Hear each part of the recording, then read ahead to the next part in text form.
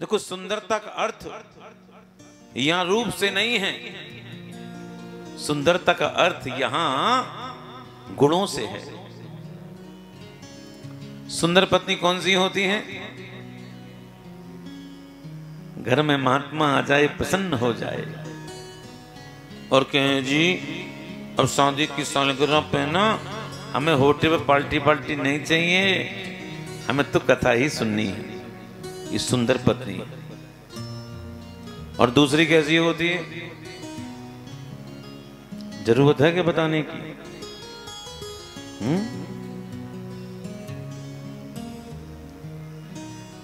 पति ने कहा कि कल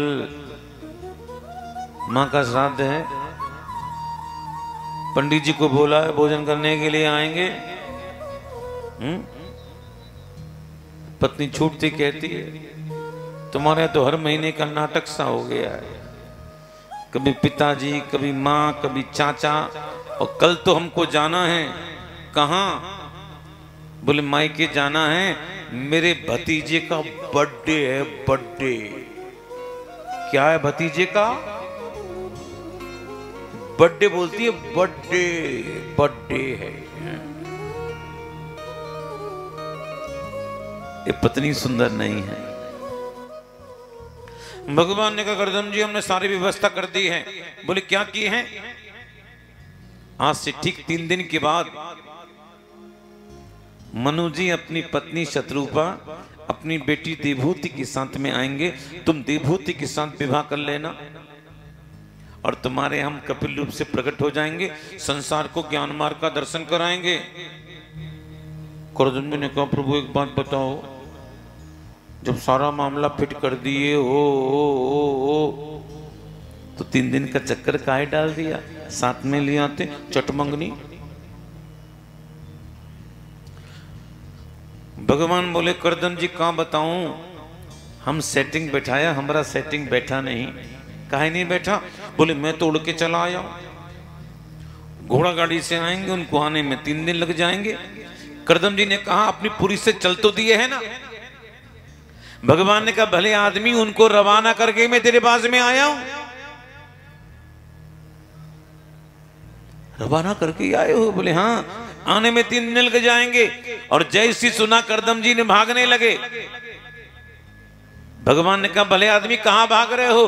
बोले आपने तो कहा था आने में 3 दिन लग जाएंगे। बोले तुम कहां भाग रहे हो? प्रभु मैं सोच रहा हूं थोड़ा वह चलेंगे, थोड़ा मैं चलूंगा और मिल जाएंगे रास्ते में, और रास्ते में शादी कर लेंगे। बोलो राधे राधे। भगवान ने कहा इतनी जल्दी मुझको हो रही है कि तुझे हो रही है? तसल्ली कर। 3 दिन पूरे हुए, मनु जी आए बेटी के साथ, पत्नी के साथ आए। अब देखो क्या हुआ। करदम जी ने बहुत स्वागत किया और इधर उधर की बातें कर रहे। मनु जी ने कहा जिस काम के लिए आए वो तो बात चालू ही नहीं हो रही। तो मनु जी ने एक बहुत अच्छी बात कही, उद्यतस्य हि कामस्यो प्रतिवादो न सस्यते अपि निर्मुक्त संगस्य काम रक्तस्य किम पुनो। माने ये माला देख रहे हो? किस किस को माला देख रही है? हाथ खड़ा करो। अच्छा एक बात बताओ, सच बताना, ये माला किस किस का लेने का मन कर रहा है? हाथ खड़ा करो। अच्छा सबका कर रहा है, कर रहा है। अभी भैया का माला लेने का मन कर रहा है, हमने कहा भैया माला लो, मैं दे रहा हूं। तो भैया को लेना चाहिए कि नखरे करने चाहिए? अरे बोलो ना, लेना चाहिए। यही तो बात है। मनु जी यही कह रहे हैं, अगर विवाह करने का मन होना तो ज्यादा नाटक मत करो, विवाह चुपचाप कर लो। बोलो राधे राधे। करदम जी ने कहा विवाह तो हम करेंगे,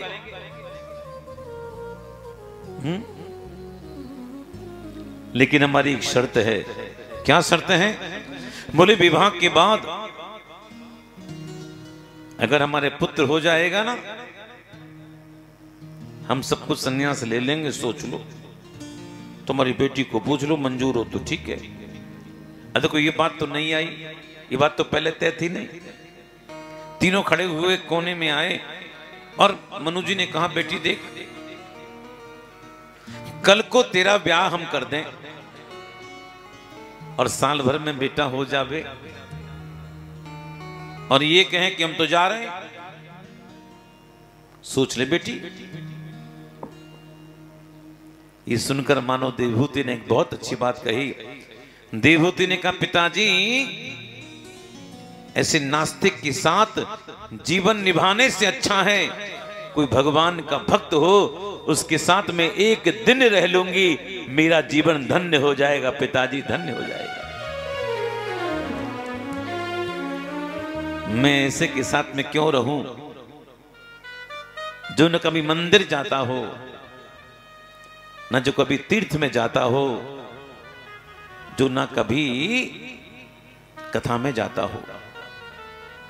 मैं तो ऐसे के साथ में ब्याऊंगी जो कम से कम प्रभु का बोलो भजन तो करता हो। और आज करदम जी का विवाह देवहूति के साथ में हो गया। आज बहुत दान दहेज आज अपनी बेटी के लिए प्रदान किया है। मेरे भाई बहन,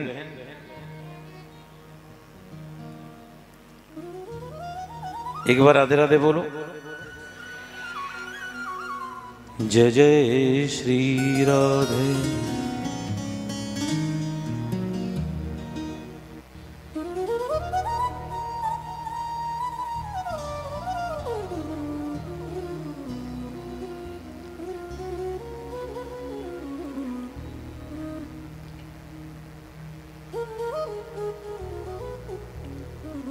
कहते हैं अपनी बेटी क्या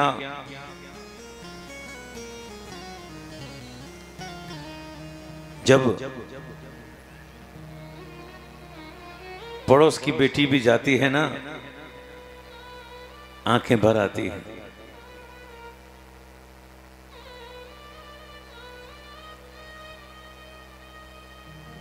हम लोग कह देते हैं बेटा बेटा बेटा,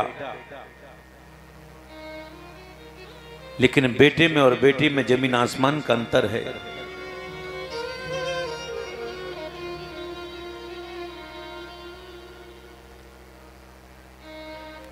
जब बेटी जाती है, बात नहीं करें,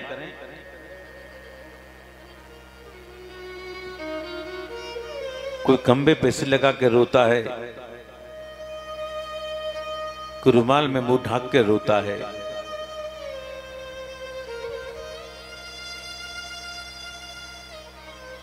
बेटा भी खड़ा रहता है, बेटी भी खड़ी रहती है। जब अचानक पिता का जब पैर फिसल जाता है, सीढ़ी से गिर जाता है, बेटा खड़ा खड़ा बात बनाता है, पिताजी गिर गई ना, चोट लग गई ना। कितनी बार आपसे कहा ढंग से चला करो, भाग के जाती है, आपकी चोट तो नहीं लगी। जब पिता हारा थका लौट कर आता है ना, तो लाडली कहती है बाबूजी आपके लिए चाय बनाऊं, आपकी तबीयत तो ठीक है ना। पिता सोचता है कि जब ये चली जाएगी इस घर का क्या होगा। जिस बेटी के केवल और केवल पिता होते हैं, मां नहीं होती, ऐसी बेटी जब घर छोड़कर जाती है ना, कहती है भैया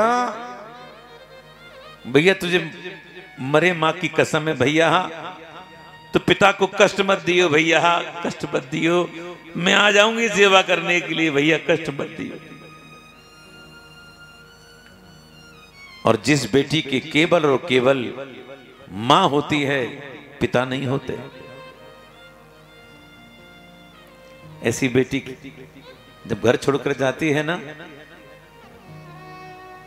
तो बेटी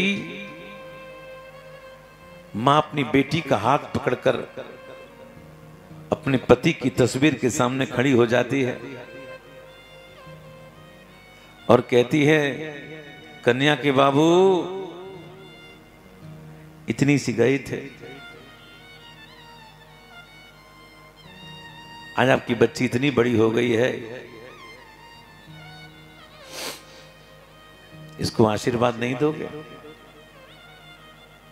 मानो तस्वीर भी फूट फूट कर रोने लग जाती है। मेरे भाई बहन, वैसे तो मायके का संबंध मां से होता है, लेकिन मायके का संबंध मां से नहीं, पिता से जुड़ा होता है। किसी बेटी की मां नहीं रहती, वो बेटी दुखी तो होती है, रोती है, चलो कम से कम मेरा पिता तो है।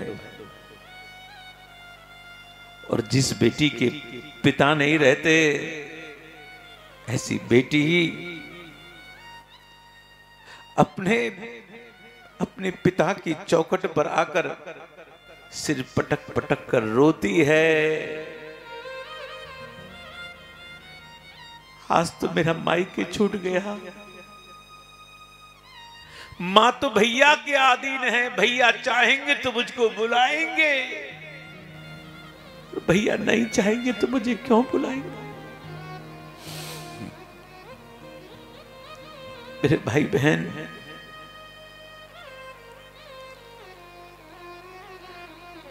पिता अमीर हो, गरीब हो,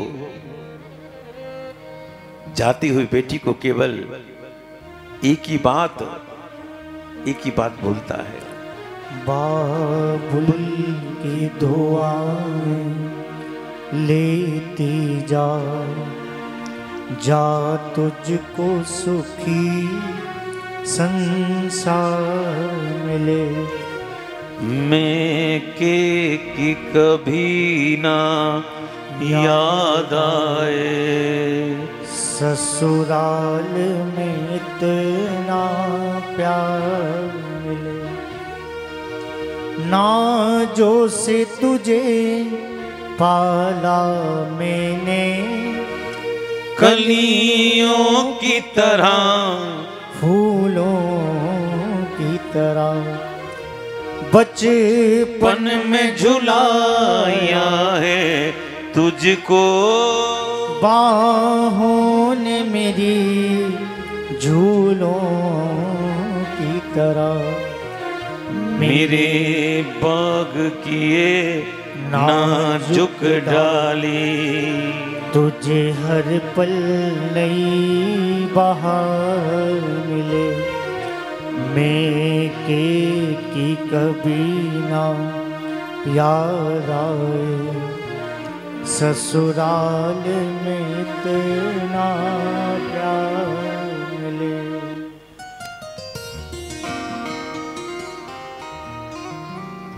देवहूति की विदाई हुई,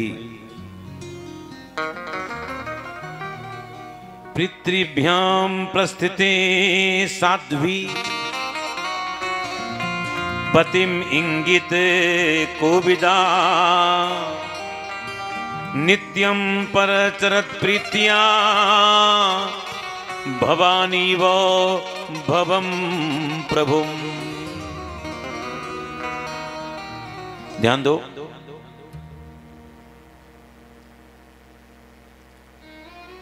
अपने पिता के जाने के बाद देवहूति अपने पति की सेवा करने लगी। सेवा कैसे कर रही है? पतिम इंगित कोविदा। इंगित कोविदा माने पति अगर पूजन करने के लिए बैठा है तो जल रखा है, तुलसी रखी है, चंदन रखा है, सब चीज पहले से ही व्यवस्थित है। इसको कहते हैं पतिम इंगित कोविदा।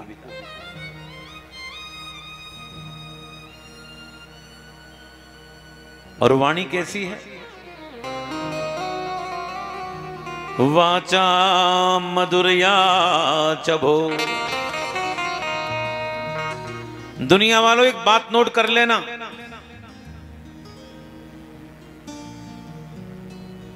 अगर वाणी में मधुरता नहीं है ना तो इस संसारी लोग तुम्हारी सेवा स्वीकार नहीं करेंगे। लेकिन हां, एकमात्र मेरे ठाकुर ऐसे हैं तुम्हारी कठोर वाणी को भी सुनने को तैयार हैं। न्याय के एक बहुत बड़े पंडित हुए जिनका नाम उदयाचार्य जी महाराज था। बड़े भारी भक्त हुए भगवान के। एक बार जगन्नाथपुरी में आए हैं, दर्शन करने के लिए आए, पट बंद हो गया। और जब पट बंद हुआ तो खड़े होकर चिल्लाने लगे, हे प्रभु मैं आया हूं, मुझको दर्शन नहीं दोगे तुम? जब बौद्ध लोग तुम्हारा खंडन करते हैं तो मैं उदयाचार्य तुम्हारा मंडन करता हूं। चिल्लाने लगे। थोड़ी देर में पुजारी को कोई काम याद आया मंदिर का। अरे काम नहीं भी आया तो कोई बात नहीं, ठाकुर ने खोपड़ी घुमा दी और जैसी पर्दा हटाया है उदयाचार्य को ठाकुर के दर्शन हो गए। महाराज उदयाचार्य रोते रोते कहते हैं, प्रभु मैं कौन हूं तुम्हारा मंडन करने वाला? हे प्रभु, आप ही बौद्धों में बैठकर अपना खंडन कराते हैं और आप जैसे लोग ही मुझ जैसे में बैठकर अपना मंडन कराते हैं। कटनी वालों ये बात नोट कर लेना, अगर वाणी में मधुरता नहीं है ना तो दुनिया के लोग तुम्हारी सेवा स्वीकार नहीं करेंगे। बिल्कुल सच बात है।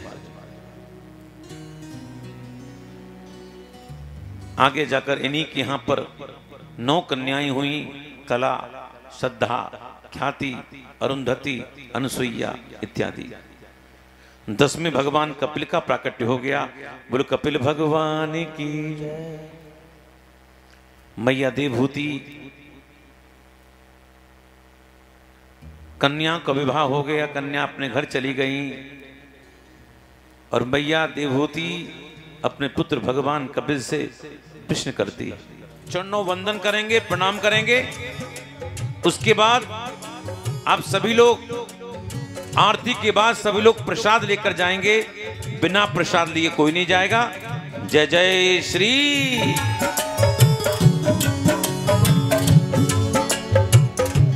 नीचे बेटा, नीचे नीचे। भैया जल्दी आओ, खड़े हो। सत्य है ईश्वर शिव ही जीवन। भैया बच्ची कहाँ है? सुंदर ये संसार है,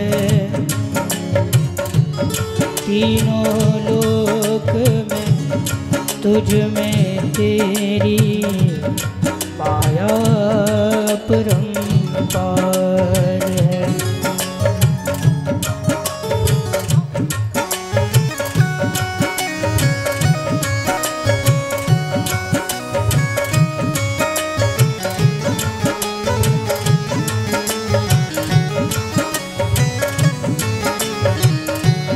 मेरा निवेदन है सब भाई लोग खड़े हो जाएं पहले लाइन से।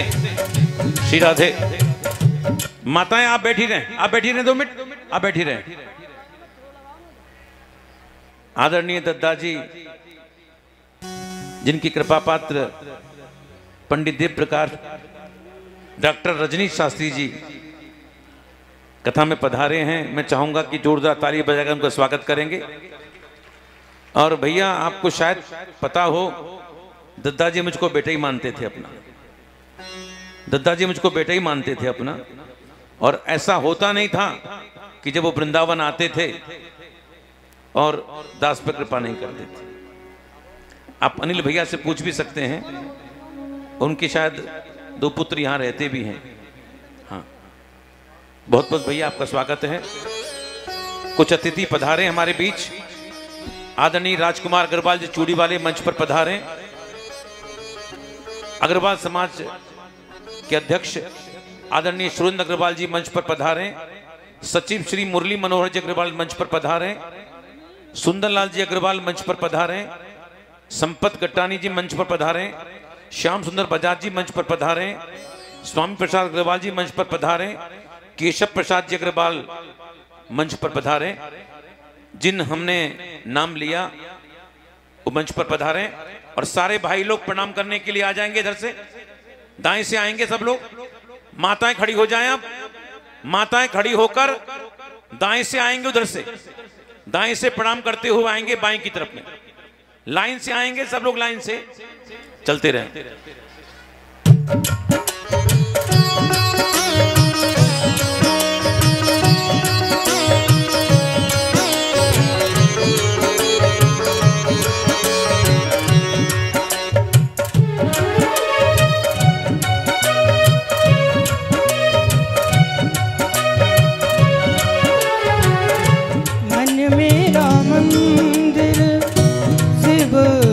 पूजा शिव से बड़ा नहीं कोई दूजा।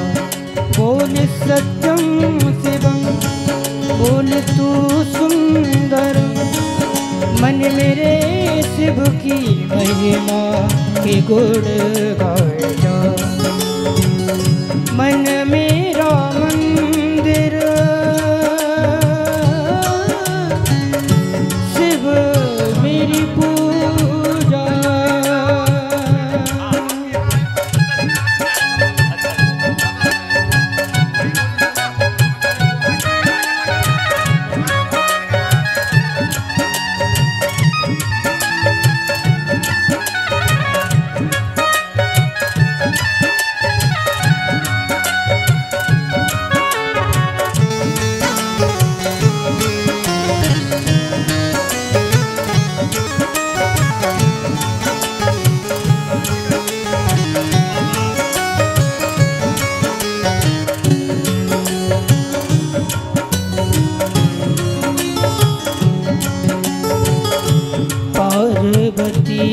जब सीता बनकर